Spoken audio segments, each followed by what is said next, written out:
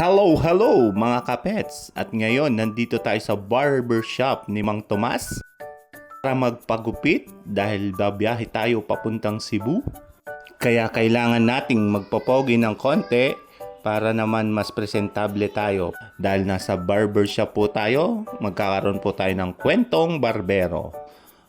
Dahil malapit po sa kapets ang kabet, usapang kabet naman tayo. Isang araw, dumaan si Yome sa kabit niya. Sabi ng kabit, "Yome, ahitin mo naman yung balbas at bigote mo." Sabi ni Yome, "Hindi pwede. Magagalit asawa ko. Gusto niya may bigote at balbas ako." Nakikiliti siya sa bigote at balbas ko. Sabi ni kabit, "Pwes, ako hindi. Nagkakaroon ako ng rashes pag hinahalikan kita. Pag di mo inahit yan, split na tayo."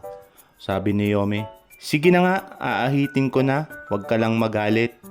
Ora mismo nag-ahit doon si Yome. Gabi na nang umuwi si Yome sa bahay nila. Madilim na ang kwarto, sabay tabi sa asawa niya. Kinapa ng asawa ni Yome ang mukha niya. Sabi ni Mrs., "Ano ka ba, Lando? Bakit andito ka?